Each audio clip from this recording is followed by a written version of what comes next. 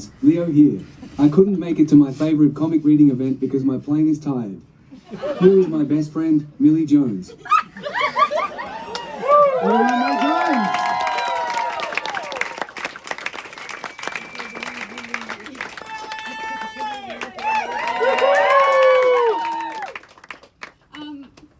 This is an abridged version of a comic that I wrote at the start of the year, which is about one of my favourite topics, flowers.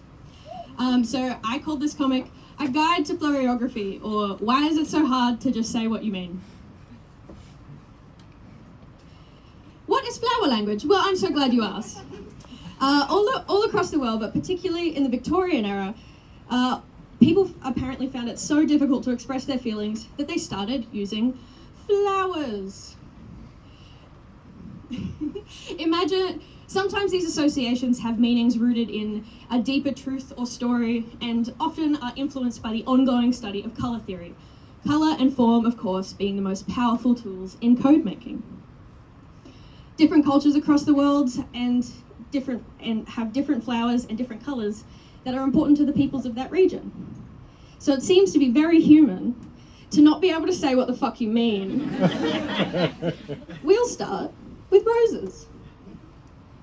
Roses are associated with love for a variety of reasons, depending on the culture, but their mythological connections to versions of both Aphrodite and Venus, the goddesses of love and romance, definitely solidify its place. But yellow. Did you know about yellow roses? Their cheerier colour actually alters the meaning. Yellow roses are for your buds. So if you ever want to kiss your homies passionately on the mouth, present them with a bouquet of yellow roses. That way it's not gay, it's just bros being bros. Also in the category of love, we have chrysanthemums, pansies, and carnations. Red carnations follow closely in the trend of passionate red flower mean passionate love, but carnations come in many distinct colours and accompanying distinct meanings. I cannot imagine how confusing this must have gotten for recipients to not get confused. Here are a few of the other meanings. White carnations mean purity or new starts. Those make sense together. Pink carnations are for gratitude or humility. Okay, I can see that. Saying thank you can sometimes be humbling. And then yellow roses mean disappointment or friendship. Sometimes probably at the same time, I bet. And then we have green carnations.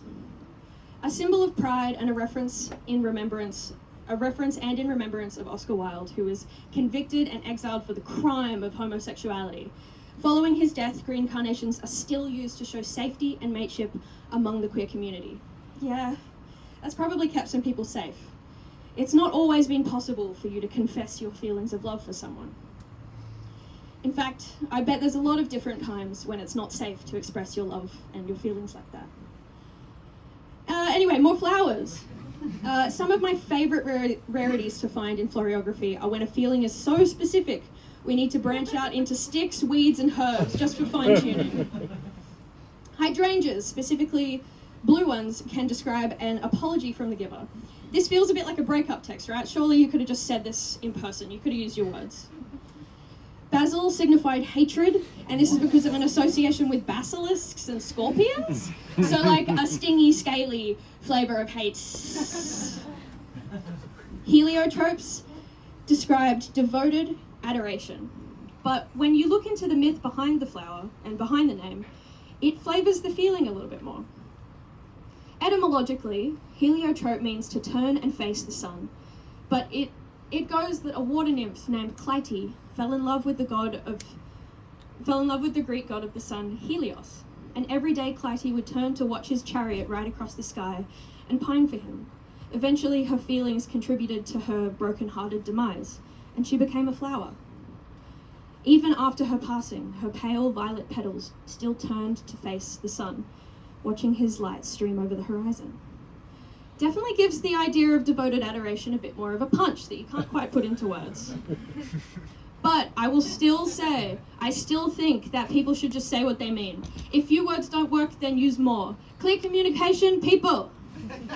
Like, it's so cool that these codes exist, but they must have been phased out for a reason, you know? It's so much easier to just say what you mean through floriography. Though, floriography does still persist in pieces around the world. Of course it does. Florists must be recommending specific flowers for special occasions every single day. There are also many flowers and plants that have either two totally unrelated or diametrically opposed meanings.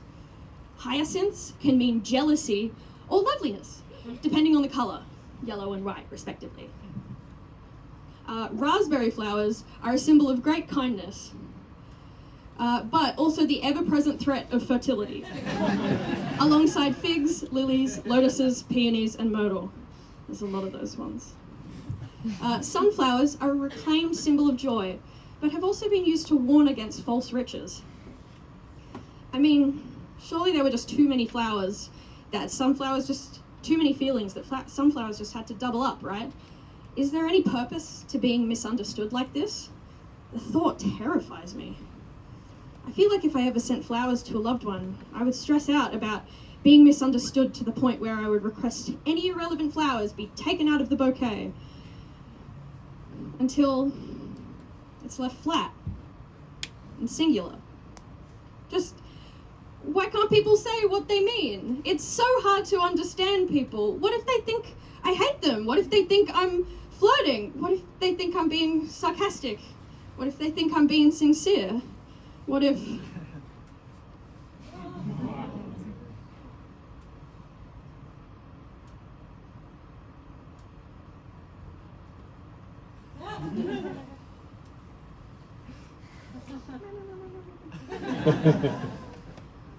Zip, zip, zip, zip, zip.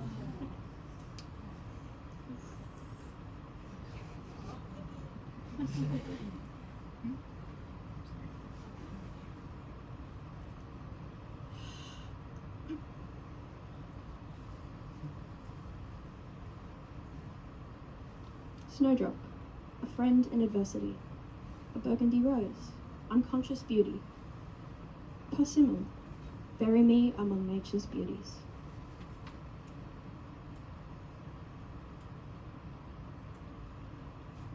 The end.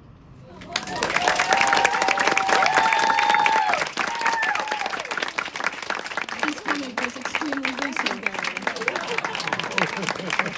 You can read the unabridged version here and also follow me at my Instagram. That's where my Instagram is. If that QR code should work, but if it doesn't, it's on my link tree. So thank you!